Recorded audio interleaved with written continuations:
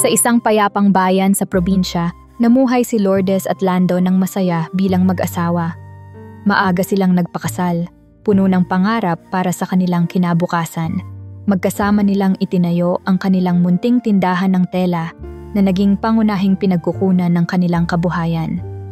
Ang tindahan ay kilala sa malalambot at makukulay na tela, pati na rin sa kanilang mahusay na serbisyo sa mga suki. Masipag si Lando sa paghahanap ng mga bagong supplier sa iba't ibang lugar, habang si Lourdes naman ang nag-aasikaso sa tindahan, kausap ang mga mamimili at inaasikaso ang bawat detalye ng negosyo. Sa umpisa, tagumpay ang lahat. Dumagsa ang mga mamimili, lalo na tuwing piyesta o may mga kasalan, dahil si Lourdes ay kilalang magaling magrekomenda ng mga tela para sa mga espesyal na okasyon. Naging inspirasyon sila sa kanilang komunidad dahil kahit simpleng tao lamang, unti-unti nilang natutupad ang kanilang mga pangarap. Nagawa nilang magpatayo ng sariling bahay, isang simpleng ngunit maaliwalas na tahanan, at naibibigay nila ang lahat ng pangangailangan ng kanilang nag-iisang anak na si Joseph. Masaya nilang pinagpaplanuhan ang hinaharap ng kanilang pamilya habang nagtutulungan sa negosyo. Ngunit dumating ang hindi inaasahan. Nang dumami ang mga bagong negosyo sa bayan, lalo na ang mga nagtitinda ng mas murang tela mula sa ibang bansa, unti-unting naapektuhan ang kita ng tindahan ni na Lourdes at Lando. Sa simula, hindi nila ito gaanong inintindi.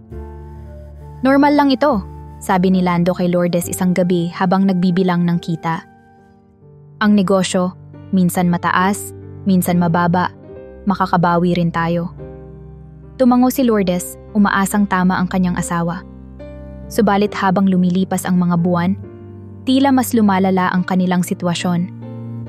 Ang kanilang mga dating parokyano ay nagsimulang lumipat sa mga tindahan na nag-aalok ng mas murang produkto. Hindi nila magawang tapatan ang presyo ng mga bagong kompetensya dahil dekalidad ang kanilang mga paninda. Lumipas ang mga taon at ang dating mataong tindahan nila ay tila nawalan ng sigla. Ang mga tela sa estante ay nanatiling nakatiwangwang at ang tunog ng kahon ng salaping puno ng barya ay naging bihira.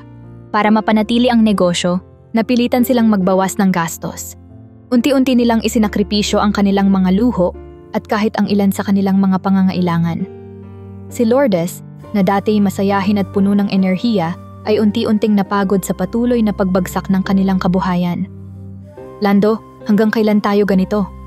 Tanong niya minsang magkasama silang nag-aayos ng mga natirang paninda. Hindi agad nakasagot si Lando. Sa kaibuturan ng kanyang puso, alam niyang ang tindahan na kanilang pinaghirapan ay unti-unti nang naglalaho. Sa ika-5 taon ng sunod-sunod na pagkalugi, dumating ang pinakamasakit na desisyon. Kailangan nilang isara ang tindahan. Isang hapon, habang magkaharap sila sa maliit nilang hapagkainan, sinabi ni Lando, "Lourdes, kailangan na nating tanggapin ang totoo. Hindi na natin kayang panatilihin ang tindahan. Kailangan na rin nating ibenta ang bahay." Napatigil si Lourdes. Nanlalamig ang kanyang mga kamay.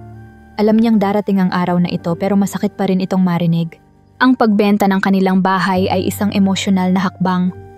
Ang bawat sulok ng bahay na iyon ay puno ng alaala. Ang kanilang unang hapunan bilang mag-asawa, ang unang pagtawa ni Joseph, at ang kanilang mga pangarap na tila itinayo kasama ng mga dingding nito. Nang dumating ang araw ng paglilipat, hindi mapigilan ni Lourdes ang mapaiyak habang isinasakay sa truck ang kanilang mga gamit. Si Lando, bagamat pilit na nagtatapang-tapangan, ay halata rin ang lungkot sa kanyang mukha. Lumipat sila sa isang maliit na paupahang bahay sa gilid ng bayan. Ang espasyong ito ay malayo sa dating komportableng buhay nila. Ang mga dating muebles ay napalitan ng mumurahing upuan at mesa, at ang kanilang masayang tahanan ay napalitan ng makitid na espasyo na may sirang bubong at lumang pintura. Ang dating masigla nilang samahan bilang mag-asawa ay tila naapektuhan din ng bigat ng kanilang problema. Madalas silang magkasagutan at hindi maiwasang magsisihan kung sino ang dapat managot sa pagbagsak ng kanilang negosyo. Samantala, si Joseph, na noon ay 12 taong gulang pa lamang, ay tahimik na nakamasid sa lahat ng nangyayari. Sa kanyang murang edad, naramdaman niya ang bigat ng sitwasyon ng kanilang pamilya. Isang gabi, Habang nag-aayos ng kanyang mga gamit para sa eskwela, nakita niya ang kanyang mga magulang na nag-uusap sa kusina. Mahihinang salita ang naririnig niya, pero dama niya ang lungkot at pag-aalala sa kanilang tinig. Sa kabila ng kanyang kabataan, nagdesisyon si Joseph na tumulong sa abot ng kanyang makakaya. "Nay-tay," sabi niya isang umaga, habang nag-aalmusal sila ng simpleng pandesal at kape. "Gusto ko pong tumulong. Ayokong makita kayong nahihirapan." Nabigla sina Lourdes at Lando sa sinabi ng kanilang anak. "Anak, bata ka pa. Ang trabaho mo ay mag-aral," sabi ni Lourdes habang pinipigilan ang luha. Ngunit matigas ang desisyon ni Joseph. "Kahit maliit na bagay lang po, gusto ko pong makatulong." Nagsimula si Joseph sa maliliit na gawain. Nagbebenta siya ng candy at chitsirya sa mga kapitbahay, umaasang makakadagdag kahit kaunti sa gastusin ng pamilya. Ginamit niya ang mga natutunan sa tindahan noon, ang pagiging magalang, ang pag-alok ng may ngiti, at ang pagsisikap kahit mahirap. Sa bawat baryang naipon niya, masaya niyang iniabot ito sa kanyang mga magulang. "Para po ito sa bigas natin, Nay." Sabi niya minsang abot kamay ang mga baryang kinita niya mula sa pagbebenta ng candy. Bagamat maliit, ito'y naging malaking bagay para kina Lourdes at Lando. Sa kabila ng pagbagsak ng kanilang negosyo at pagbenta ng kanilang bahay, nanatili ang kanilang pamilya bilang kanilang tanging sandigan. Ang simpleng paupahang bahay ay naging kanilang kanlungan, puno ng hirap, ngunit may bahid pa rin ng pag-asa. Sa bawat araw na lumilipas, lumalaban sila, pilit na bumabangon sa kabila ng mga sugat na dulot ng pagbagsak ng kanilang kabuhayan. Ngunit sa likod ng bawat pagsubok, unti-unting nabubuo ang kwento ng kanilang katatagan. At si Joseph, kahit bata pa, ang nagiging liwanag sa madilim nilang panahon. Ito pa lamang ang simula ng mas mahaba at mas masalimuot na kwento ng kanilang buhay.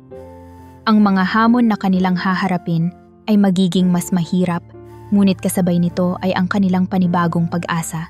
Sa edad na 2, si Joseph ay tila mas tumanda kaysa sa kanyang tunay na gulang. Ang pagbagsak ng negosyo ng kanyang pamilya at ang pagsasakripisyo ng kanilang dating buhay ay nagtulak sa kanya upang maging mas responsableng anak.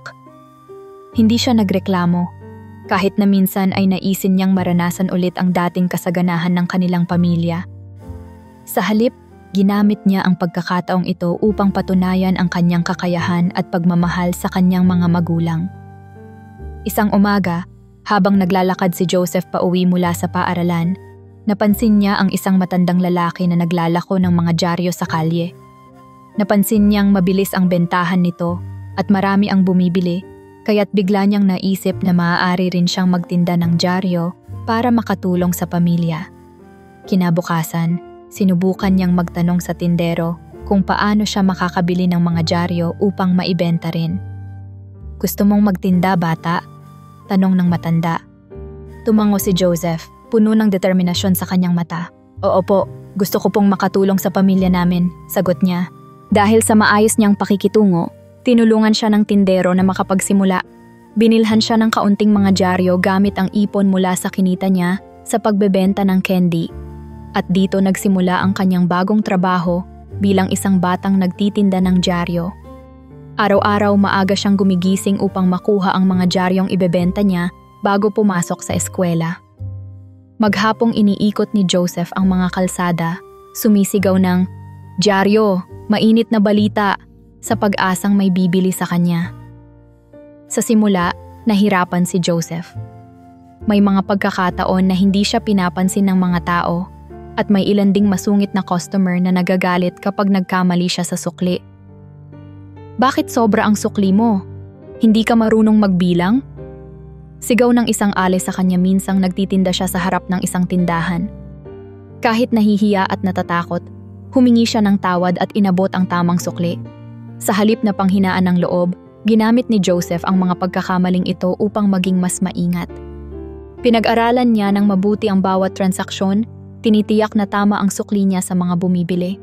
Kahit na maliit lamang ang kinikita niya, pinilit ni Joseph na mag-ipon ng kaunti. Sa bawat baryang kinikita niya, bahagi nito ay itinatabi niya sa isang maliit na garapon sa kanilang bahay. "Para sa bigas," sabi niya kay Lourdes habang ipinapakita ang laman ng garapon. Napangiti si Lourdes at napaluha. Hindi niya lubos maisip na ang anak niyang si Joseph, sa kabila ng kanyang murang edad, ay gumagawa ng lahat ng makakaya upang magaanan ang kanilang sitwasyon. Si Lando naman, bagamat tahimik, ay ramdam ang pagmamalaki sa kanyang anak. Napakabuti mong bata, Joseph. Sabi niya minsang makita itong nagbibilang ng baryang kinita mula sa pagtitinda. Isang araw, habang naglalako si Joseph ng dyaryo malapit sa palengke, may pumasok sa kanyang isipan na subukan magbenta sa mas maraming tao. Napansin niyang maraming tao ang pumapasok at lumalabas sa malapit na mall, kaya naisip niyang pumasok at subukan ang kanyang swerte doon. Hindi siya sigurado kung papayagan siyang magtinda sa loob, ngunit naglakas loob siya. Habang pumapasok siya sa mall, hawak ang mga dyaryo sa kanyang mga braso, namangha siya sa laki at karangyaan ng lugar. Hindi niya maiwasang tingnan ang mga kumikislap na ilaw, malalaking tindahan at masasarap na pagkain sa bawat sulok. Ang mundo sa loob ng mall ay tila ibang-iba sa makitid na lansangan kung saan siya madalas nagtitinda. Habang palakad-lakad si Joseph, sumigaw siya ng dyaryo, mainit na balita. Ngunit biglang lumapit sa kanya ang isang gwardya. "Hoy bata, anong ginagawa mo dito? Hindi ka pwedeng magtinda dito." Sigaw nito na ikinagulat ni Joseph. Nagpaliwanag siya. "Nagbebenta lang po ako ng dyaryo para makatulong sa pamilya." Ngunit sa halip na intindihin siya, tumawag pa ng isa pang gwardya ang lalaki. Unti-unting napansin ni Joseph na parang nagiging alanganin ang kanyang sitwasyon. Hindi niya alam na ang maliit na aksyon na ito ay magdadala sa kanya sa mas malaking pagsubok. Ngunit sa murang edad pa lamang, alam ni Joseph kung paano tumayo para sa kanyang sarili. Handa siyang harapin ang anumang mangyayari. Sa araw na ito, hindi niya alam na isang mahalagang tao ang darating na magpapabago ng takbo ng kanyang buhay. Ang simpleng lakas ng loob niya na pumasok sa mall ay magiging simula ng mas malaking pagbabago sa kanyang kwento. Hawak-hawak ang mga dyaryo, si Joseph ay patuloy na naglalakad sa loob ng mall habang sinisigaw ang kanyang alok, "Dyaryo, mainit na balita."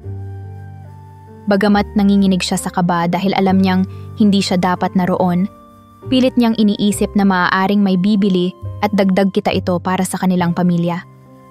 Sa kabila ng pagkabighani sa karangyaan ng paligid, nakatuon ang kanyang isip sa layunin, makabenta para makatulong sa kanyang mga magulang. Ngunit hindi nagtagal, isang matabang gwardya ang lumapit sa kanya. "Hoy bata, anong ginagawa mo rito?" Sigaw nito habang galit na nakatingin kay Joseph. Nagulat si Joseph at agad na nagpaliwanag. "Nagbebenta lang po ako ng dyaryo. Hindi po ako gumagawa ng masama." Ngunit hindi siya pinakinggan ng gwardya. Sa halip, hinablot nito ang mga dyaryo mula sa kanyang kamay. "Bawal magtinda dito! Anong iniisip mo, ha?" Dagdag nito. Dahil bata pa, hindi malaman ni Joseph kung ano ang sasabihin o gagawin. Habang sinusubukan niyang kunin ang kanyang mga dyaryo mula sa gwardya, dumating ang isa pang gwardya at sinimulan siyang tignan mula ulo hanggang paa. "Mukhang magnanakaw to," sabi ng pangalawang gwardya. "Baka may plano kang masama dito sa mall." Dagdag pa nito, dahilan upang tumawag ng pansin ang ilang mamimili sa paligid. Napalunok si Joseph, nagtataka kung bakit siya pinagbintangan. "Hindi po, nagbebenta lang po ako ng dyaryo para makatulong sa pamilya ko. Wala po akong ginagawang masama," nanginginig niyang paliwanag. Ngunit tila bingi ang mga gwardya. Sa halip na pakinggan siya, sinimulan siyang hatakin palayo mula sa karamihan. "Lumabas ka na rito kung ayaw mong mapahamak," sabi ng unang gwardya. Ngunit nang pumalag si Joseph, tila nawalan ng pasensya ang mga ito. Sinunggaban siya ng isa sa kanila at bago pa siya makapagsalita, naramdaman niya ang malakas na pagtulak sa kanyang balikat na nagpatumba sa kanya sa malamig na sahig ng mall. "Magnanakaw ka, ano?" Sigaw ng isa habang inaakusahang ninakaw niya ang mga dyaryo na dala niya mismo.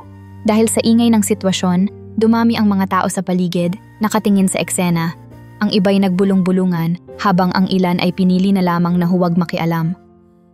Samantalang si Joseph, halos hindi na makapagsalita dahil sa takot. Napuno ng luha ang kanyang mga mata habang pinipilit niyang ipaliwanag ang sarili. "Hindi po totoo. Nagbebenta lang po ako. Hindi po ako magnanakaw." ngunit sa bawat salita niya, tila mas lalo lang nagalit ang mga gwardya. Isa sa kanila ay hinila siya papatayo at itinulak palayo sa nakapalibot na tao. Habang ito'y nangyayari, isang lalaki ang biglang sumulpot mula sa likuran ng mga gwardya.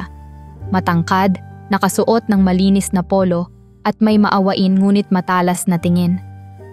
Ano ang nangyayari rito? Tanong ng lalaki na tila may awtoridad sa kanyang boses. Napalingon ang mga gwardya na parang biglang natahimik nang makita siya. Sir Martin, pasensya na po, hinuhuli lang namin itong batang to. Baka magnanakaw, sagot ng isa sa kanila, ngunit halatang may kaba sa tono nito. Hindi inaasahan ni Joseph na ang lalaking ito ang magtatanggol sa kanya. Magnanakaw? Tanong ng lalaki na may halong duda. Tinignan niya si Joseph na nanginginig, umiiyak, at mukhang sugatan. Bata pa ang tingin niyo'y magnanakaw? Anong basehan niyo? Pinamulahan ng mukha ang mga gwardya. Ngunit bago pa sila makapagpaliwanag, dumukot ng telepono ang lalaki at nagdial. Sa loob ng ilang minuto, dumating ang isa pang lalaki, ang manager ng mall. Anong kaguluhan ito? Tanong ng manager habang nililingon ang mga gwardya at si Joseph. Ang lalaking nagngangalang Martin ay mabilis na nagpakilala. Ako si Martin, kilalang kaibigan ng may-ari ng mall na ito. At itong ginagawa ng mga gwardya nyo ay nakakahiya. Wala ba kayong proseso ng maayos na pag-iimbestiga? Tingnan nyo ang batang ito. Hindi magnanakaw yan. Isa lang siyang batang naghahanap buhay. Natahimik ang lahat.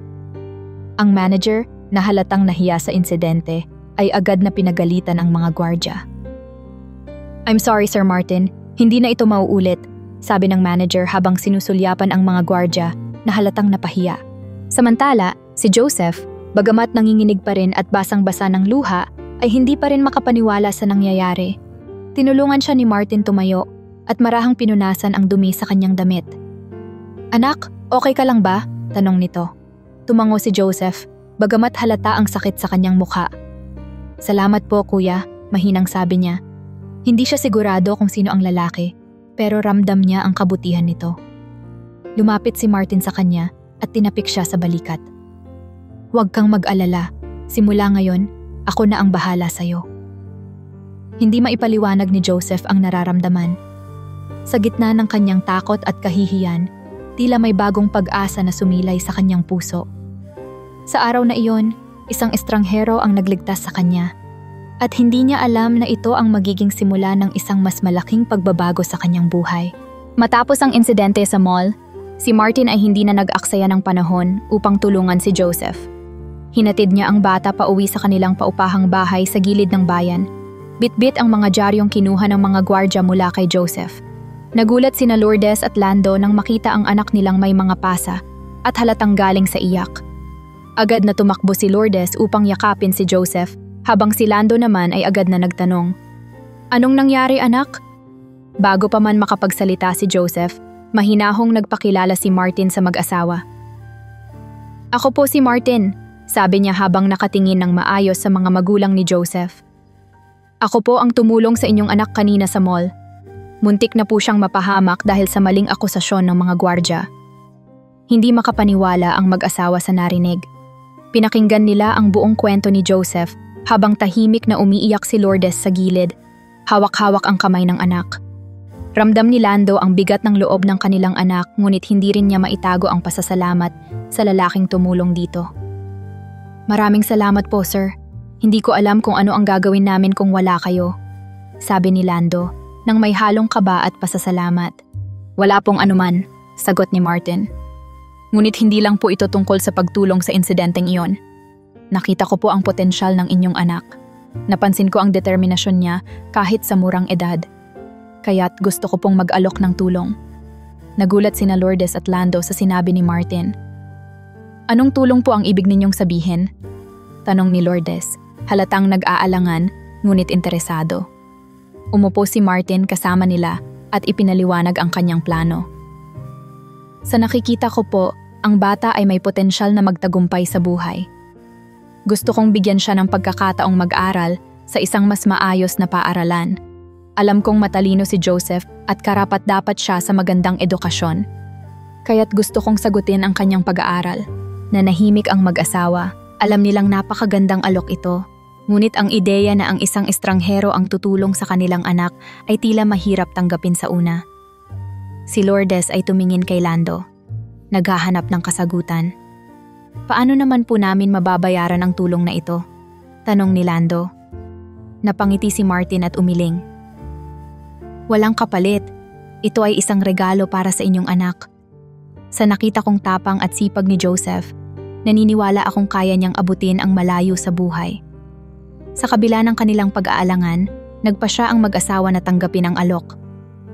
Kung ito po ang para sa ikabubuti ng anak namin, ani Lourdes, tatanggapin namin ang inyong tulong. Pero pakisabi po sa amin kung paano kami makakabawi balang araw. Si Joseph naman, na tahimik na nakikinig sa usapan, ay hindi maipaliwanag ang nararamdaman. Sa unang pagkakataon, naramdaman niyang may bagong pag-asa para sa kanyang kinabukasan. Bagamat mahal niya ang pagtulong sa kanyang pamilya sa pamamagitan ng pagtitinda, alam niyang ang pagkakataong ito ay isang bihirang biyaya. Simula noon, si Martin ay naging aktibong bahagi ng buhay ni Joseph. Sa unang linggo pa lang, inilipat si Joseph sa isang pribadong paaralan sa lungsod. Sa tulong ni Martin, nabili ang lahat ng pangangailangan ni Joseph, uniforme, mga libro, at maging ang school bag na dati pinapangarap lamang niya. Naging mahirap sa simula ang pakikibagay ni Joseph sa bagong kapaligiran. Ang mga kaklase niya ay galing sa mga mayayamang pamilya at madalas niyang maramdaman ang pagkakaiba ng kanilang mga buhay. Ngunit dahil sa kanyang likas na sipag at determinasyon, hindi siya sumuko. Hindi nagtagal, unti-unti ring nagbago ang kalagayan ng pamilya ni Joseph. Dahil hindi na kailangan pang magtinda ng bata, nagkaroon si Lando ng mas maraming oras upang maghanap ng bagong trabaho. Sa tulong ni Martin, nakahanap siya ng posisyon bilang tagapamahala sa isang warehouse. Si Lourdes naman ay nagsimula muling magtahi at nagbebenta ng mga simpleng damit sa kanilang lugar. Ang tulong ni Martin ay hindi lang para kay Joseph, kundi sa buong pamilya. Habang tumatagal, unti-unting nalaman nila ang kwento ni Martin. Sa isang hapunan na pinagsaluhan nila, ibinahagi ni Martin ang kanyang nakaraan. Isa siyang dating negosyanteng yumaman sa ibang bansa, ngunit nagdesisyon siyang bumalik sa Pilipinas upang tumulong sa mga nangangailangan. Ikinuwento niya kung paano siya nagsimula mula sa hirap, tulad nila Joseph, at kung paano siya naging matagumpay sa kabila ng maraming pagsubok. Hindi ako palaging nasa taas, ani Martin habang iniabot ang isang tasa ng kape kay Lando. Naranasan ko rin ang gutom, ang mawalan ng pag-asa. Kaya nang makita ko si Joseph, naalala ko ang sarili ko nung bata pa ako. Hindi ko gustong makita siyang sumuko, kaya't ginawa ko ito para sa kanya. Sa mga sumunod na buwan, unti-unting lumawak ang pananaw ng pamilya sa buhay. Sa kabila ng kanilang pinanggalingan, naramdaman nilang may liwanag sa dulo ng bawat pagsubok. Sa tulong ni Martin, hindi lamang nabigyan si Joseph ng mas magandang edukasyon, kundi nagkaroon din ang kanilang pamilya ng bagong simula. Ang dating madilim nilang tahanan ay napuno ng bagong pangarap, at si Joseph ang naging simbolo ng kanilang pag-asa. Ngunit sa likod ng lahat ng ito, naramdaman ni Joseph na ang oportunidad na ito ay isang hamon na kailangan niyang paghirapan. Alam niyang ang tulong ni Martin ay hindi isang bagay na dapat pagtakhan, kundi isang bagay na dapat niyang suklian ng tagumpay. Habang tumatagal, nagiging malinaw na ang kwento ni Joseph ay malayo pa ang mararating, at ang mga pagsubok na kanilang dinaanan ay magbibigay lamang ng pundasyon para sa mas matatag na kinabukasan. Ang unang araw ni Joseph sa kanyang bagong paaralan ay hindi naging madali. Habang nakaupo sa klase, ramdam niya ang mga mapanuring tingin ng kanyang mga kaklase. Ang kanyang suot na medyo luma at ang kanyang simpleng gamit sa eskwela ay naging dahilan para makaramdam siya ng pagiging iba. Ang mga estudyanteng nasa paligid niya ay galing sa mga kilalang pamilya sa bayan.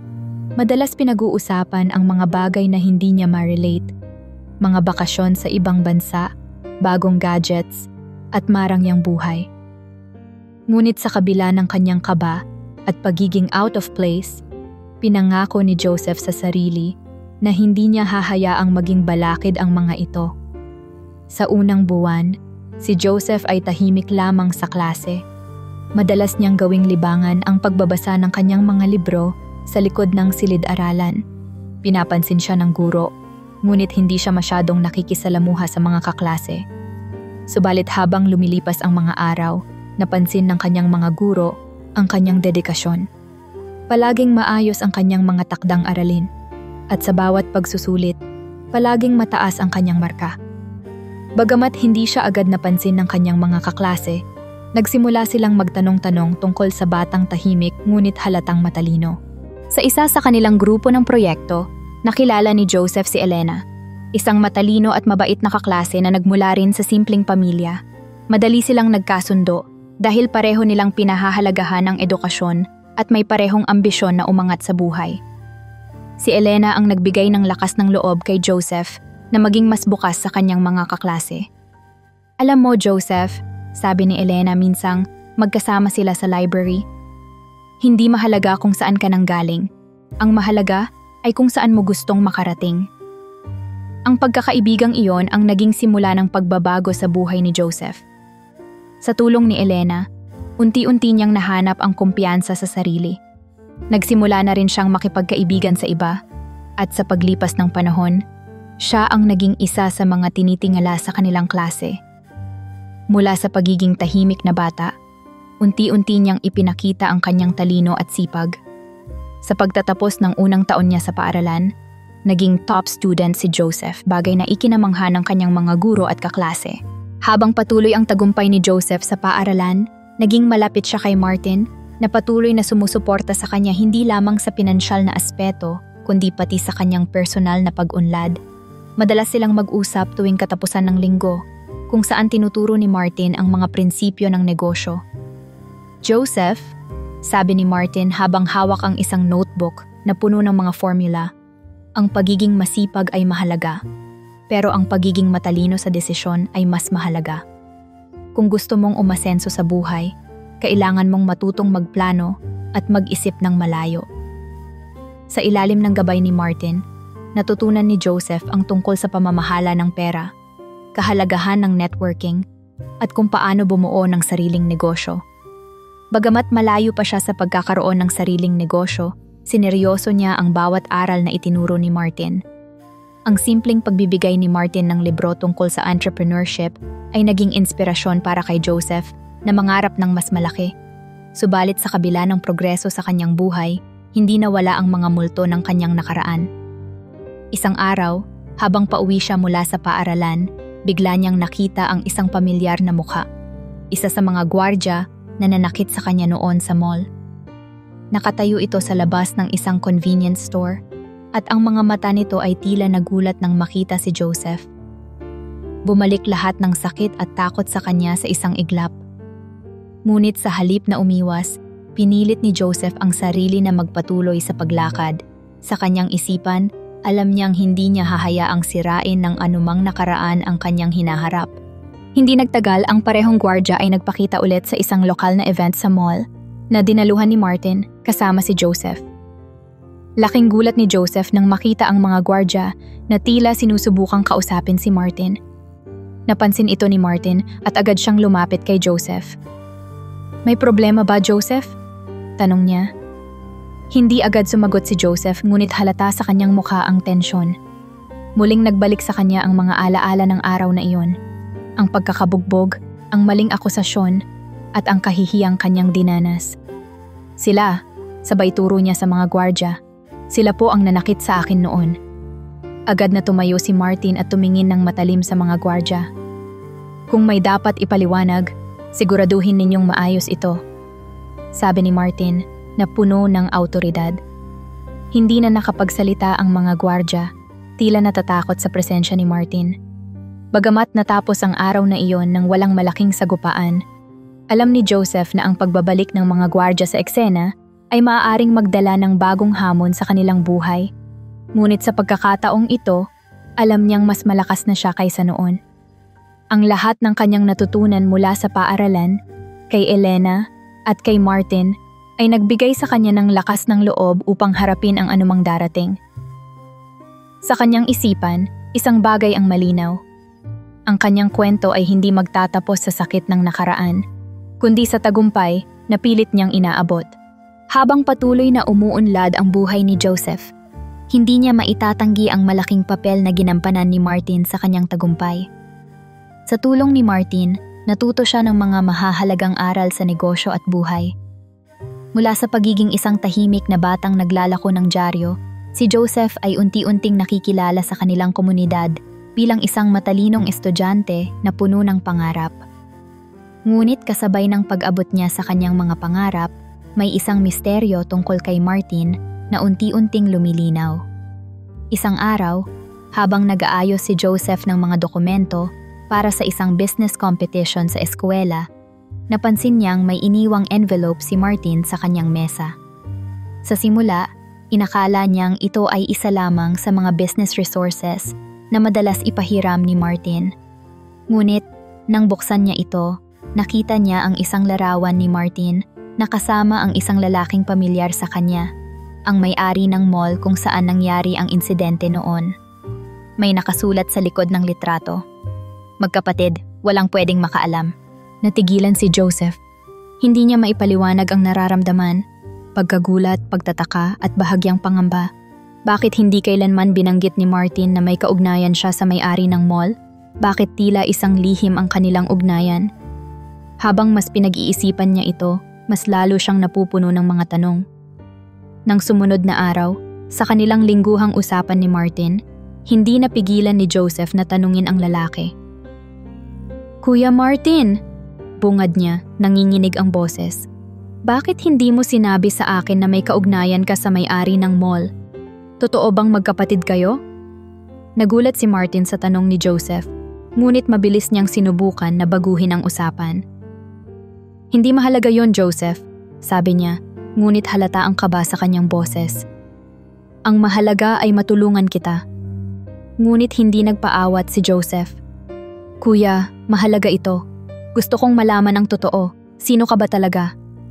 Hindi na nakaiwas si Martin. Sa wakas, napilitan siyang aminin ang kanyang lihim. "Ako si Martin, kapatid ng may-ari ng mall." Simula niya, bumibigat ang bawat salitang kanyang binibitawan. "Pero hindi ako naging mabuting tao noon, Joseph. Tumakbo ako mula sa pamilya ko dahil sa mga pagkakamaling ginawa ko." Nalaman ni Joseph ang buong kwento. Si Martin ay naging bahagi ng isang ilegal na organisasyon noong siya ay nasa kabataan pa. Sa pagnanais niyang mabilis na yumaman, pumasok siya sa mga negosyo na labag sa batas. Pag-aangkat ng mga pekeng produkto, smuggling, at iba pa. Ang yaman na tinatamasa niya ngayon ay bunga ng mga ito. Nang mahuli siya ng kanyang kapatid na may-ari ng mall, nagkaroon sila ng matinding alitan. Pinili niyang tumakas kaysa harapin ang galit ng kanyang pamilya at ang batas. "Ang tagumpay ko, Joseph," patuloy ni Martin habang tumingin siya ng diretso sa mga mata ng binata, "ay hindi tulad ng tagumpay na inaabot mo ngayon. Ang yaman ko ay galing sa mali at hindi ko iyon maipagmamalaki." Hindi makapagsalita si Joseph. Para sa kanya, si Martin ang naging simbolo ng mabuting hangarin at tagumpay, ngunit ang mga bagong impormasyon ay tila yumanig sa kanyang pananaw. Hindi niya alam kung paano tatanggapin na ang lalaking tinuturing niyang mentor at tagapagligtas ay may mabigat na kasalanan sa nakaraan. Habang nag-uusap sila, napansin ni Joseph na tila may mas malalim pang problema si Martin.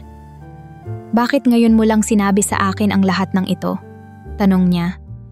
Napatingin si Martin sa labas ng bintana, malalim ang buntong hininga. "Dahil Joseph, may mga taong naghahanap sa akin.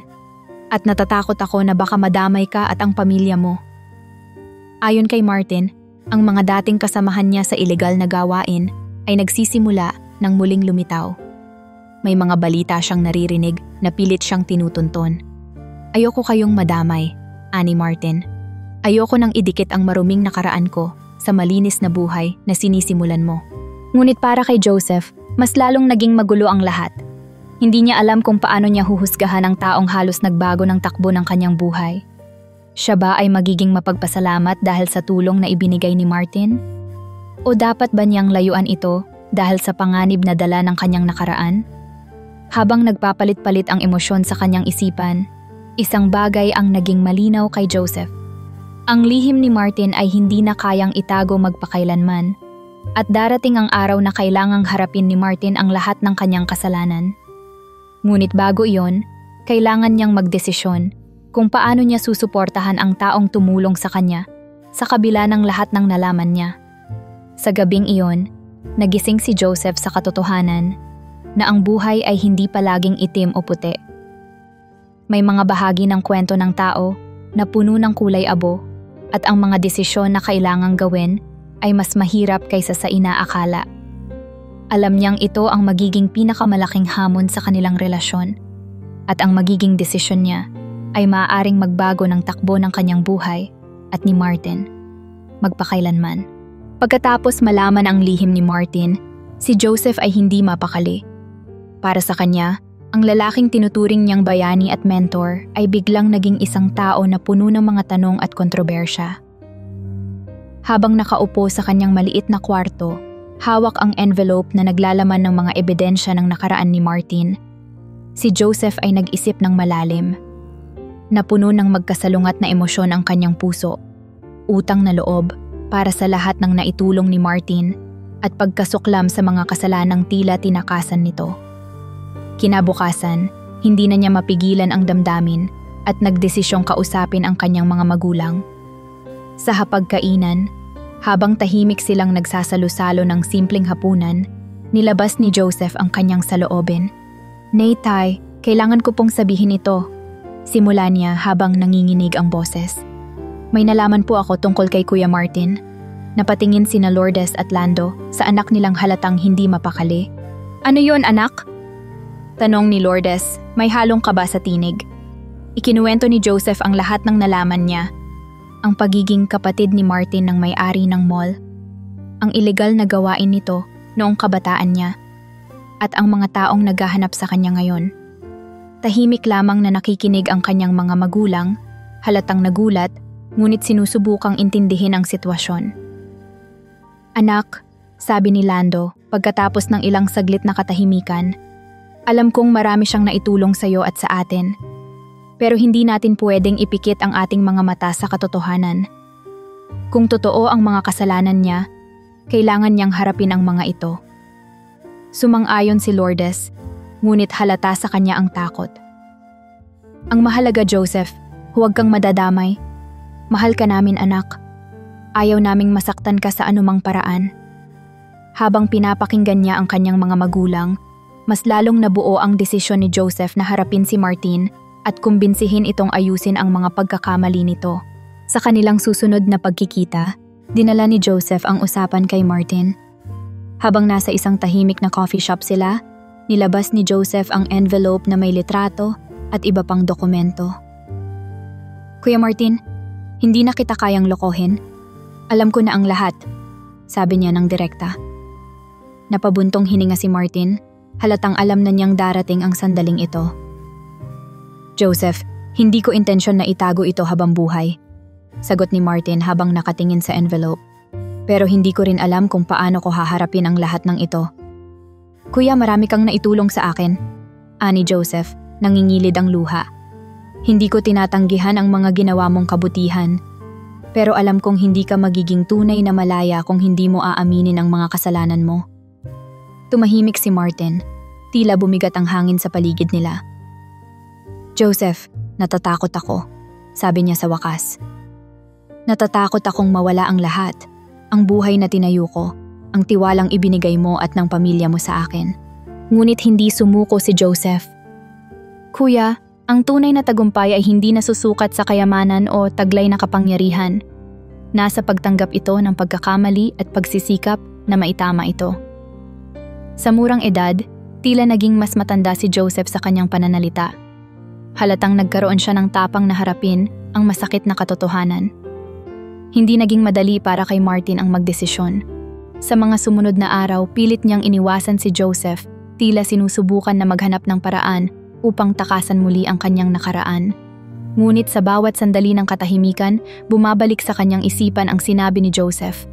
Ang kanyang konsensya ay hindi na siya binibigyan ng kapayapaan. Isang gabi, tinawagan ni Martin si Joseph. "Joseph, handa na ako," sabi niya. "Pero gusto kong malaman mo na ang desisyong ito ay dahil sa'yo. Ikaw ang nagpakita sa akin na may pag-asa pa akong maitama ang lahat. Sa araw ng pagsuko ni Martin, sumama si Joseph bilang suporta. Dinala ni Martin ang lahat ng ebidensya na magpapatunay ng kanyang mga naging kasalanan, mga dokumento, transaksyon, at iba pang mga detalye ng kanyang ilegal na gawain. Humarap siya sa mga awtoridad, dala ang mabigat na puso ngunit may bahagyang ginhawa. Alam niyang sa wakas, hindi na siya matatakasan ng kanyang konsensya. Habang papalabas ng presinto, hinarap ni Martin si Joseph. "Salamat, Joseph," sabi niya habang nakangiti ng bahagya. "Ikaw ang naging dahilan kung bakit naglakas loob akong baguhin ang sarili ko. Alam kong mahaba pa ang pagdadaanan ko, pero alam ko rin na hindi pa huli ang lahat." Sa araw na iyon, natutunan ni Joseph ang isa sa pinakamahalagang aral sa buhay. Ang katapangan ay hindi lamang nasa pagharap sa mundo, kundi sa pagtanggap ng sariling pagkakamali. Bagamat malayo pa ang tatahakin ni Martin, naniniwala si Joseph na ang desisyon nito ay ang unang hakbang patungo sa tunay na pagbabago. Sa puso niya, alam niyang ginawa niya ang tama, at iyon ang magpapalaya sa kanilang pareho mula sa bigat ng nakaraan.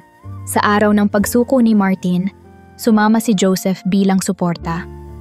Dinala ni Martin ang lahat ng ebidensya na magpapatunay ng kanyang mga naging kasalanan, mga dokumento, transaksyon, at iba pang mga detalye ng kanyang ilegal na gawain. Humarap siya sa mga awtoridad, dala ang mabigat na puso ngunit may bahagyang ginhawa.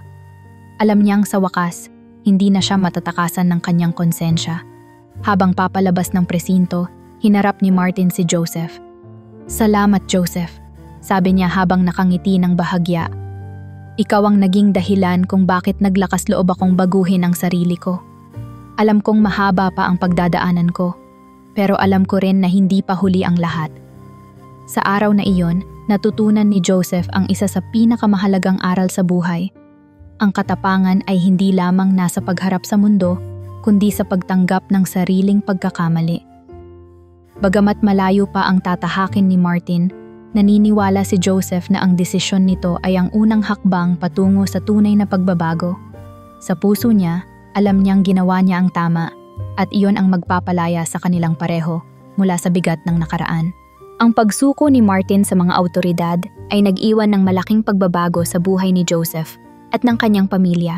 Ang kanilang sandigan, ang taong tumulong sa kanila sa pinakamatinding pagsubok, ay biglang nawala sa kanilang tabi. Bagamat alam nilang ginawa ni Martin ang tama, ramdam nila ang kawalang katiyakan sa kanilang kinabukasan. Ngunit sa halip na panghinaan ng loob, pinili nilang magsimula muli, gamit ang lakas ng loob at mga aral na iniwan ni Martin. Para kay Joseph, ang pagkawala ng suporta ni Martin ay nagbigay sa kanya ng mas matinding layunin na patunayan ang sarili. Nagpasya siyang hindi titigil sa kanyang pag-aaral kahit na wala na ang tulong pinansyal mula sa dating mentor. Sa kabila ng hirap, naghanap siya ng scholarship para maipagpatuloy ang kanyang edukasyon. Sa tulong ng kanyang mga guro, na nakita ang kanyang talino at sipag, nakahanap siya ng programang nagbigay ng buong suporta para sa kanyang matrikula at iba pang pangangailangan sa eskwela. "Hindi kita bibiguin, Nay-Tay," pangako ni Joseph sa kanyang mga magulang isang gabi habang nag-aaral para sa isang pagsusulit. "Ginawa ni Kuya Martin ang lahat para bigyan ako ng pagkakataon. Gagawin ko ang lahat para hindi masayang iyon."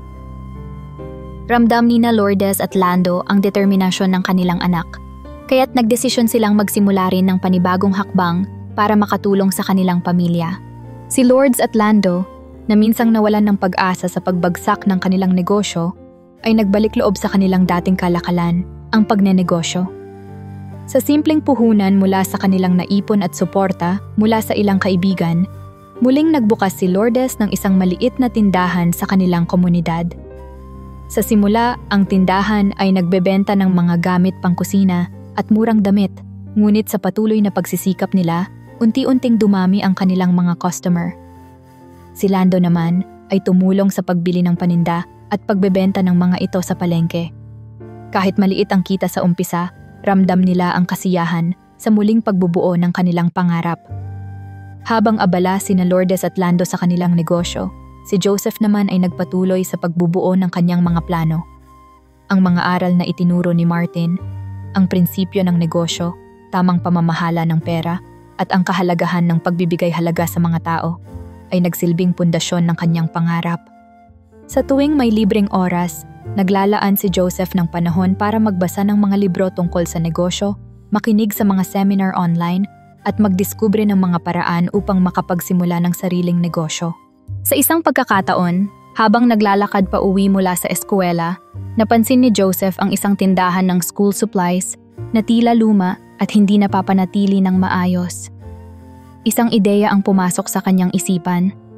Paano kung magtayo ako ng negosyo na magbebenta ng abot-kayang school supplies para sa mga batang tulad ko? Tanong niya sa kanyang sarili. Mula noon, unti-unti niyang sinimulan ang pagpaplano. Gumawa siya ng simpleng business plan, isinasaalang-alang ang maliit na kapital na maaaring makuha mula sa kanyang ipon at sa tulong ng kanyang mga magulang. Habang tinutulungan ni Joseph ang kanyang mga magulang sa kanilang negosyo tuwing weekends, binabahagi niya ang kanyang mga ideya. "Tay, gusto ko pong subukan ang naisip kong negosyo," sabi niya isang gabi habang naghahapunan. "Gusto kong magtinda ng school supplies na abot kaya para sa mga estudyanteng tulad ko. Gagamitin ko po ang mga natutunan ko kay Kuya Martin at sa mga napag-aralan ko sa school." Bagamat nag-alangan sina Lourdes at Lando sa simula, nakita nila ang tiyaga at determinasyon ni Joseph. "Kung yan ang gusto mo, anak, susuportahan ka namin," sabi ni Lourdes habang hinahaplos ang buhok ng anak. "Naniniwala kami sa kakayahan mo." Ang pagtitiwala na ito ang nagbigay kay Joseph ng lakas upang ituloy ang kanyang pangarap. Unti-unti, muling nabuo ang tiwala ng pamilya sa kanilang kakayahan. Sa pamamagitan ng kanilang pinagsamang sipag, ang pamilya ay nagkaroon ng bagong simula. Ang tindahan ni Lourdes ay naging mas matagumpay, na nagbibigay ng mas malaking suporta sa kanilang pang-araw-araw na pangangailangan. Si Joseph naman ay nagpatuloy sa kanyang scholarship, habang sabay-sabay na iniipon ang kanyang ideya para sa hinaharap na negosyo. Hindi naging madali ang kanilang landas, ngunit sa bawat hakbang na kanilang ginawa, ramdam nila ang lakas ng loob na naituro ni Martin. Bagamat ang nakaraan ay puno ng pagsubok at pagdurusa, ang pamilya ni Joseph ay nagpatuloy sa pagbangon. Ang kanilang pagkakaisa, determinasyon, at pananampalataya sa isa't isa ang nagbigay sa kanila ng lakas upang harapin ang hinaharap. Sa puso ni Joseph, alam niyang ang tagumpay na kanilang inaabot ay hindi lamang bunga ng kanyang sariling pagsisikap, kundi ng pagmamahal at suporta ng kanyang pamilya. At sa likod ng lahat ng ito, naniniwala si Joseph na ang bawat pagsubok na dumating ay isang hakbang patungo sa mas maliwanag na bukas. Hindi man nila kasama si Martin sa puntong iyon, dala nila ang mga aral at inspirasyong iniwan niya. Ang kanilang kwento ng pagbangon ay nagsisilbing paalala na sa kabila ng lahat ng hirap, laging may paraan upang bumalik sa tamang landas at muling mangarap ng mas mataas. Sa kabila ng lahat ng pagsubok na pinagdaanan ni Joseph at ng kanyang pamilya, ang mga aral na kanilang natutunan at ang kanilang hindi matinag na determinasyon ay nagbunga ng bagong simula. Hindi nagtagal, natupad ni Joseph ang kanyang pangarap na magtayo ng isang negosyo. Gamit ang kaunting ipon mula sa kanyang scholarship allowance at ang suporta ng kanyang mga magulang, sinimulan niya ang isang maliit na negosyo sa pagbebenta ng mga murang school supplies. Sa unang linggo ng operasyon ng kanyang negosyo, si Joseph mismo ang nag-aasikaso ng lahat. Bumili siya ng mga school supplies sa maramihang halaga mula sa mga supplier at inorganisa ang kanyang maliit na tindahan sa isang pwesto malapit sa paaralan. Ang mga lapis, papel, notebook at iba pang gamit ay maayos niyang inilatag sa mga shelves na siya mismo ang gumawa. Ang kanyang pangunahing layunin ay maging abot kaya ang mga produkto para sa mga mag-aaral na tulad niya noon. Mga batang walang sapat na pera ngunit nangangarap ng mas magandang kinabukasan. Ang unang araw ng pagbubukas ay tahimik, ngunit hindi ito naging hadlang kay Joseph. Maaga siyang gumising upang maghanda ng mga paninda, at bawat customer na dumaan ay kanyang binabati ng may ngiti at paggalang. Sa simula, ang mga mamimili ay dumadaan lamang upang tumingin, ngunit dahil sa abot kayang presyo at maayos na kalidad ng kanyang mga paninda, unti-unting dumarami ang bumibili. Hindi nagtagal, kumalat ang balita sa mga magulang at estudyante tungkol sa tindahan ni Joseph. Tinawag nila itong Bayanihan Supplies bilang simbolo ng tulong na iniaalok nito sa komunidad. Sa panahon ng paglago ng kanyang negosyo, muling nakipag-ugnayan si Joseph kay Elena, ang kaklase niyang naging kaibigan niya noong high school.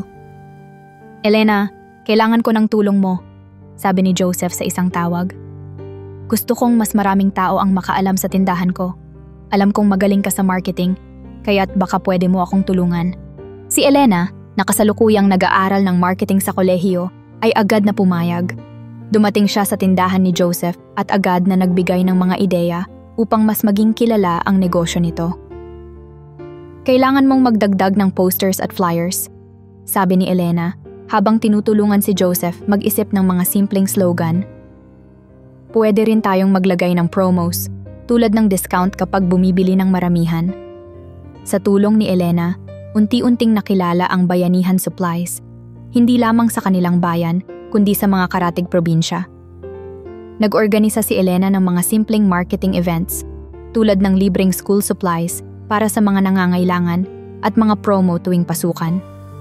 Si Joseph naman ay nagtutok sa pamamahala ng tindahan, pinapangalagaan ang kalidad ng kanilang produkto at ang relasyon sa kanilang mga customer. Ang negosyo ni Joseph ay lumago ng higit pa sa kanyang inaasahan. Hindi nagtagal, nagbukas siya ng pangalawang tindahan sa kalapit na bayan. Sa bawat bagong tindahan, mas maraming tao ang natutulungan ni Joseph. Hindi lamang ang mga estudyanteng bumibili ng murang school supplies, kundi pati ang mga taong nangangailangan ng trabaho. Nagtayo siya ng simpleng proseso ng hiring para sa mga lokal na residente. "Ang gusto ko, yung mga taong nangangailangan talaga ng trabaho. Gusto kong makatulong sa mga pamilyang kagaya ng atin noon," sabi ni Joseph sa kanyang mga magulang. Sa paglipas ng panahon, naging simbolo ng inspirasyon si Joseph sa kanilang komunidad. Ang mga taong dating nagdududa sa kanyang kakayahan ay ngayon ay bumibili sa kanyang tindahan at tinutularan ang kanyang kwento ng pagsusumikap. Mula sa maliit na pwesto malapit sa eskwelahan, ang Bayanihan Supplies ay naging isa sa mga pangunahing supplier ng murang school supplies sa buong probinsya.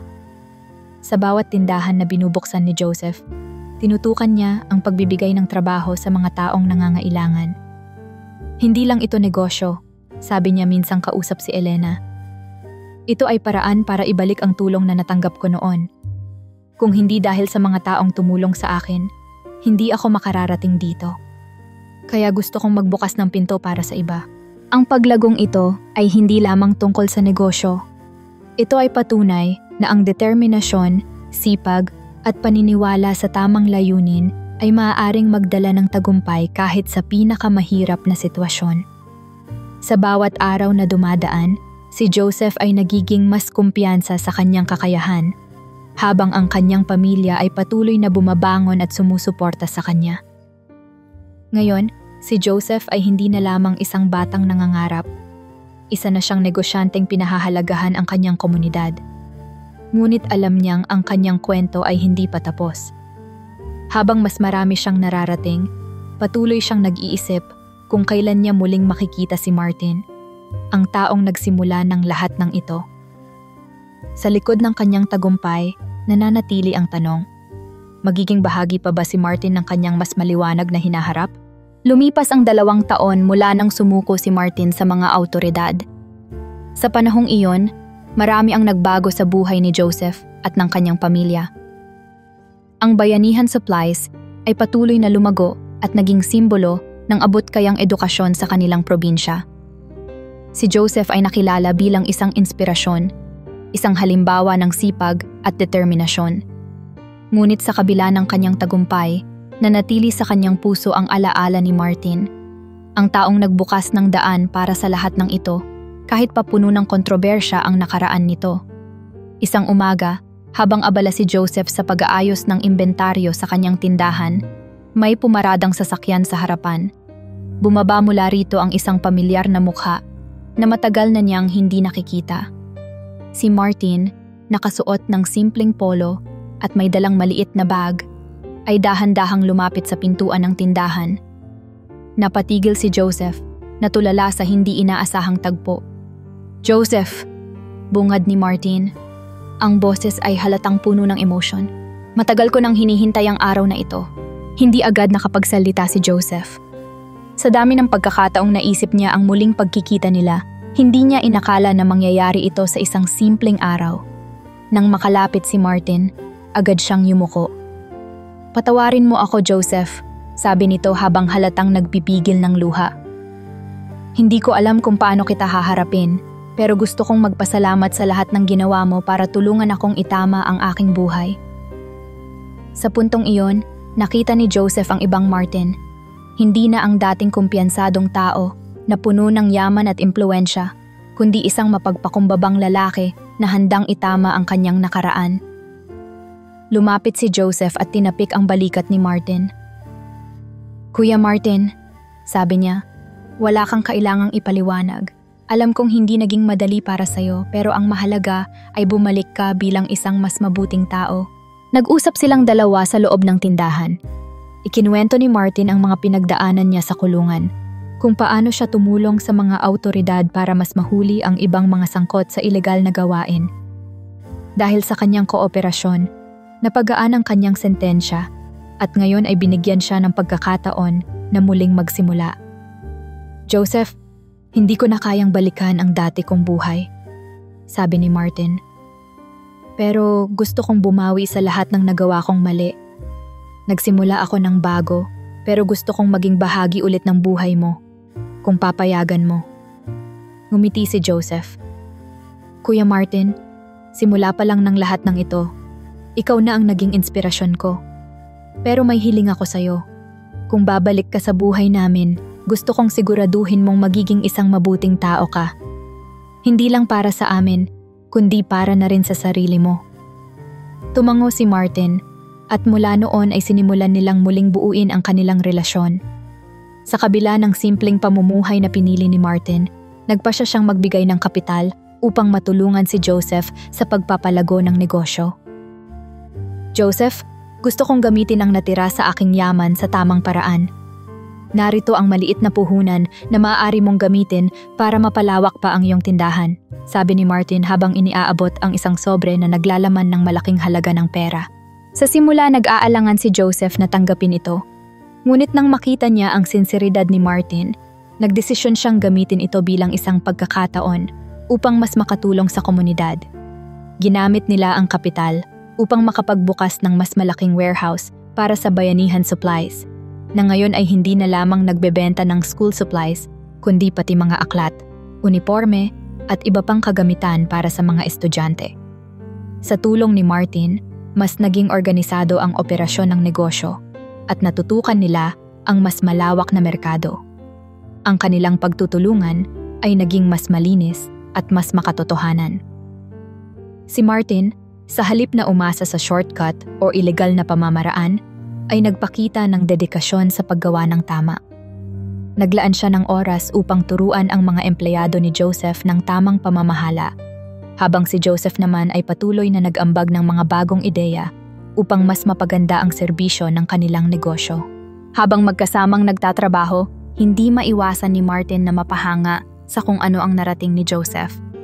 "Alam mo, Joseph," sabi niya isang gabi habang nagpapahinga sila, "ikaw ang dahilan kung bakit hindi ako tuluyang sumuko.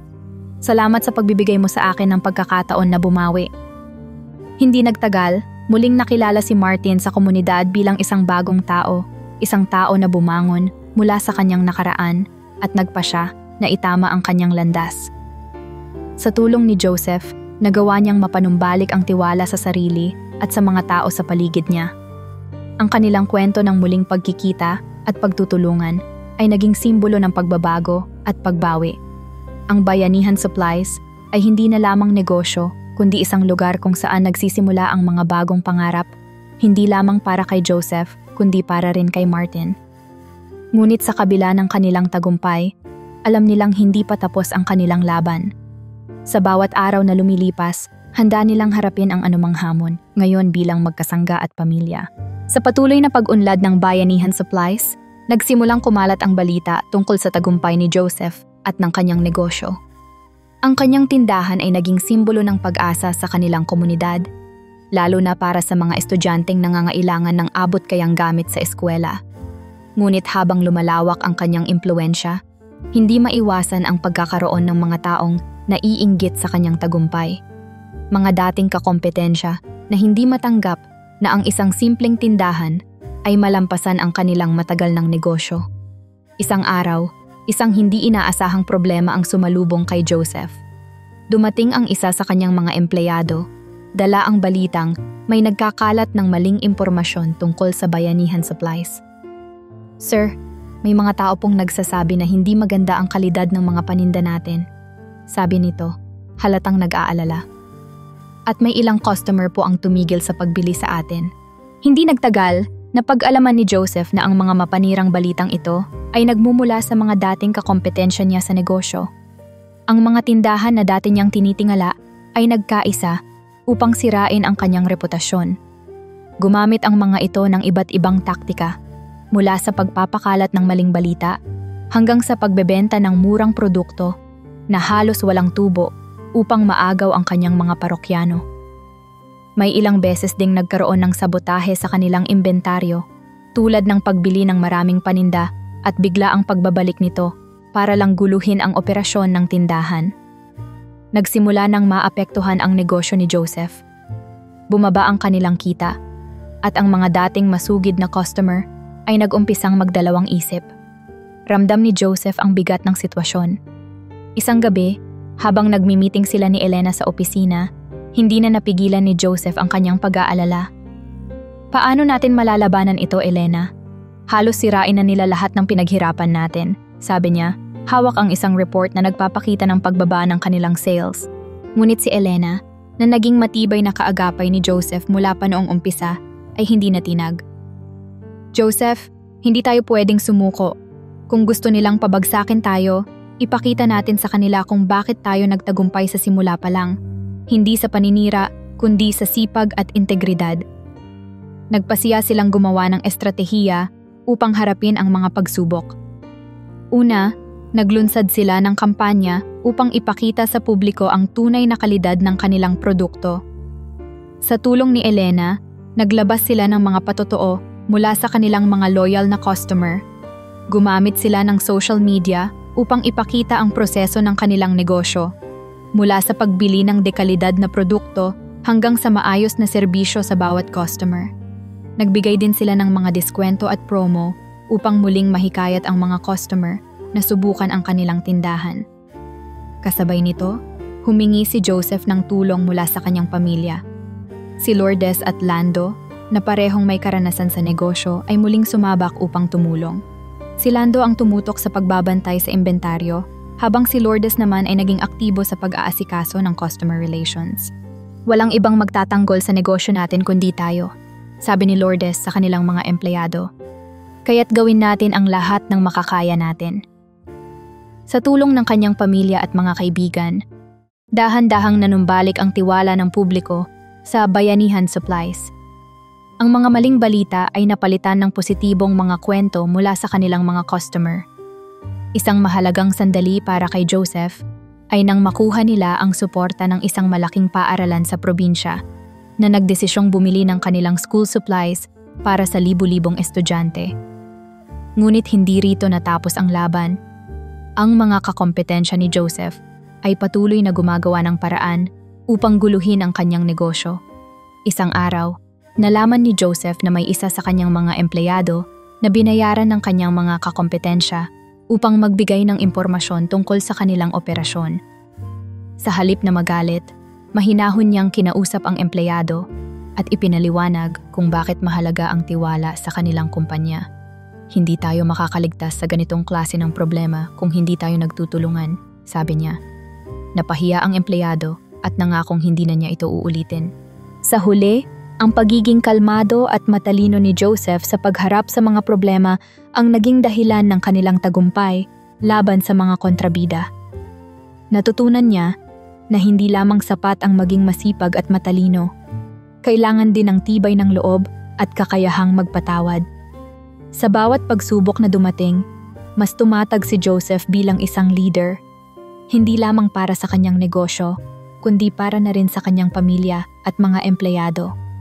Ang kwento ng Bayanihan Supplies ay naging mas matibay dahil sa mga pagsubok na kanilang nalampasan. Mula sa isang simpleng tindahan, ito ay naging isang simbolo ng tagumpay na nakamit sa tamang paraan, hindi sa paninira, kundi sa pagiging totoo at makatarungan. Sa puso ni Joseph, alam niyang ang bawat hamon na nalampasan nila ay isang hakbang patungo sa mas maliwanag na hinaharap para sa lahat ng umaasa sa tagumpay ng kanilang negosyo. Paglipas ng ilang taon, ang Bayanihan Supplies ni Joseph ay hindi na lamang kilala sa kanilang probinsya. Ito ay naging isa sa mga nangungunang negosyo sa buong bansa. Ang simpleng tindahan na sinimulan niya sa gilid ng paaralan ay lumago at nagkaroon ng mga sangay sa iba't ibang lugar. Ang kanilang misyon na magbigay ng abot-kayang school supplies ay hindi lamang nakaabot sa libu-libong estudyante, kundi nagbigay rin ng inspirasyon sa maraming Pilipino. Sa bawat branch na binubuksan nila, si Joseph ay nanatiling tapat sa kanyang layunin, ang magbigay ng serbisyo sa komunidad ng may integridad at malasakit. Ang tagumpay ni Joseph ay hindi lamang para sa kanya, kundi para rin sa kanyang pamilya. Si Lourdes at Lando, na minsang nalugmok dahil sa pagbagsak ng kanilang negosyo, ay muling nakabalik sa komportableng buhay. Muling bumalik ang sigla ni Lourdes habang siya ay tumutulong sa pamamahala ng ilang aspeto ng negosyo, lalo na sa customer relations. Si Lando naman ay naging tagapayo ni Joseph sa usapin ng supply chain, gamit ang kanyang mga dating kaalaman sa pagbili ng dekalidad na produkto. Hindi ko inakalang makakabalik kami sa ganito, sabi ni Lourdes isang gabi habang tinitingnan ang bagong opisina ni Joseph. Pero sa tulong mo anak, muli kaming bumangon. Ngunit hindi nakalimutan ni Joseph ang kanyang pinanggalingan. Isa sa kanyang mga pangunahing proyekto ay ang pagbibigay ng scholarship sa mga kabataang nangangailangan. Gamit ang bahagi ng kita ng Bayanihan Supplies, nagtatag siya ng isang foundation na nagbibigay ng suporta sa mga estudyanteng gustong mag-aral ngunit walang kakayahang pinansyal. Alam ko ang pakiramdam ng mangarap pero walang pera para abutin iyon, sabi ni Joseph sa isang event para sa mga scholar. Kaya gusto kong magbigay ng pagkakataon sa iba na makamit ang kanilang pangarap. Ang mga scholar ni Joseph ay hindi lamang binibigyan ng pinansyal na suporta, kundi pati mentorship mula sa kanya at sa kanyang team. Marami sa kanila ang naging inspirasyon din sa kani-kanilang komunidad, nagpapatunay na ang isang pagkakataon ay maaring magbago ng buhay. Sa bawat tagumpay ng kanyang mga scholar, mas lalong naramdaman ni Joseph na ang kanyang kwento ay nagiging bahagi ng mas malawak na layunin, ang pagbuo ng mas maliwanag na kinabukasan para sa iba. Samantala, si Martin, na muling nagkaroon ng panibagong simula, ay naglaan ng kanyang buhay sa pagtulong sa mga dating kriminal na gustong magbagong buhay. Sa kanyang pagsuko noon, natutunan ni Martin ang halaga ng pag-amin sa kasalanan at pagsisikap na maitama ang mga pagkakamali. Nakipagtulungan siya sa mga programa ng gobyerno at pribadong sektor upang magbigay ng trabaho at pagsasanay sa mga taong tulad niya noon. Hindi mahalaga kung saan ka nanggaling, sabi ni Martin sa isang seminar. Ang mahalaga ay kung paano mo pipiliing maging mas mabuting tao. Bagamat hindi na siya direktang bahagi ng operasyon ng Bayanihan Supplies, si Martin ay nanatiling malapit kay Joseph at sa kanyang pamilya.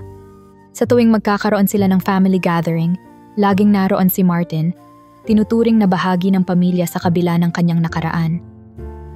Kung hindi dahil sa inyo, hindi ko mararating ang ganitong klaseng buhay, sabi ni Martin kay Joseph minsang magkasama sila sa isang salo-salo.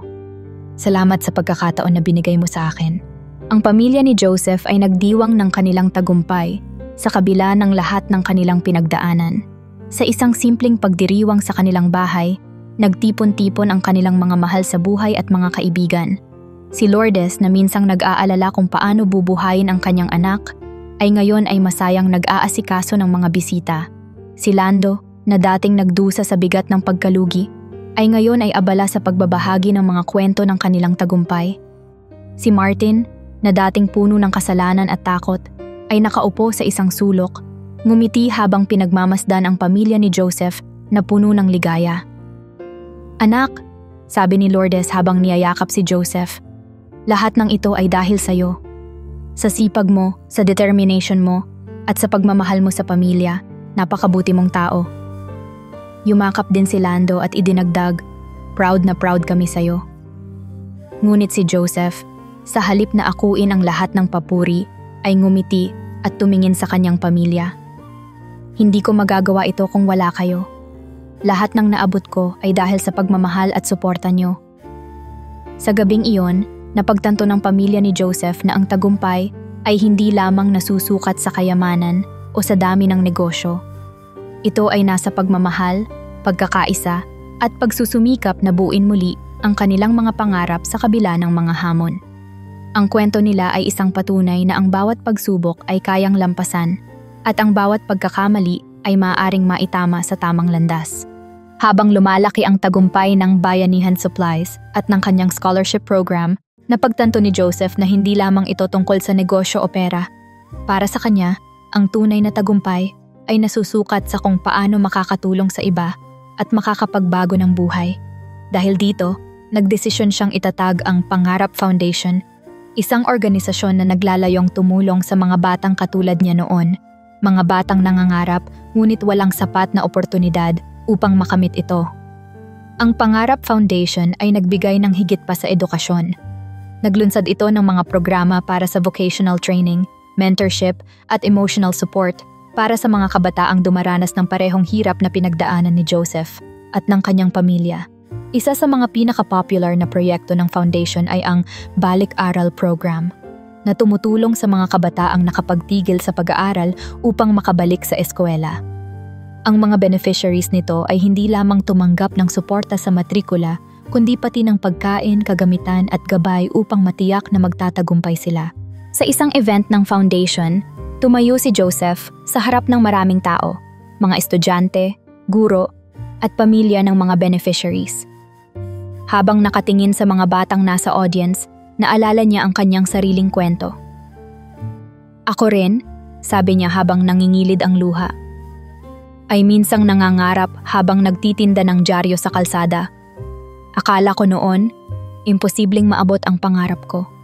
Pero natutunan ko na hindi hadlang ang kahirapan basta't may determinasyon at tulong mula sa mga taong naniniwala sa'yo."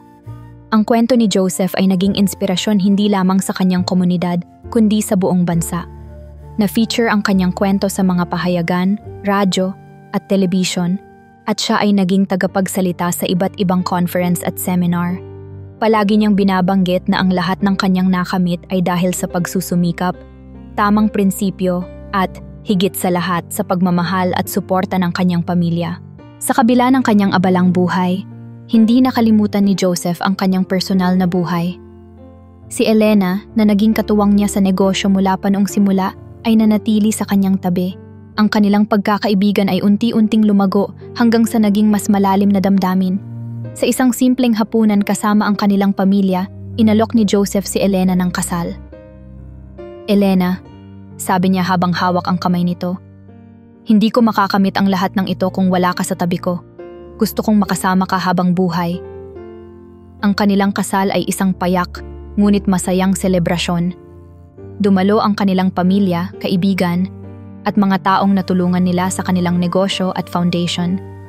Sa araw na iyon, ipinangako nilang dalawa na magtutulungan hindi lamang para sa kanilang pamilya, kundi para na rin sa mas marami pang nangangailangan. Si Elena ay naging katuwang ni Joseph, hindi lamang sa negosyo, kundi pati sa kanyang mga proyekto sa Pangarap Foundation. Sa paglipas ng panahon, ang pamilya nila Joseph at Elena ay naging simbolo ng pag-asa at pagsusumikap. Ang kanilang tahanan ay naging bukas para sa mga bata at pamilyang nangangailangan ng tulong. Ang mga magulang ni Joseph, sina Lourdes at Lando, ay madalas magbigay ng inspirasyon sa mga magulang ng mga scholars ng foundation. Ibinabahagi ang kanilang kwento ng pagsubok at tagumpay.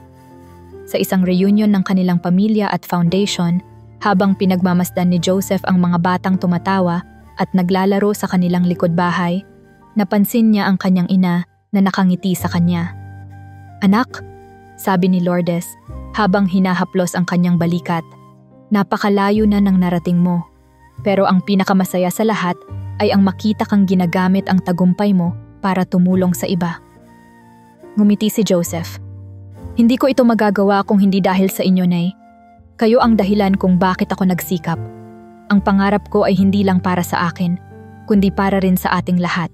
Sa huli, ang buhay ni Joseph at ng kanyang pamilya ay naging patunay na ang anumang pagsubok ay kayang lampasan basta't may tiwala sa sarili, sipag at suporta ng mga mahal sa buhay.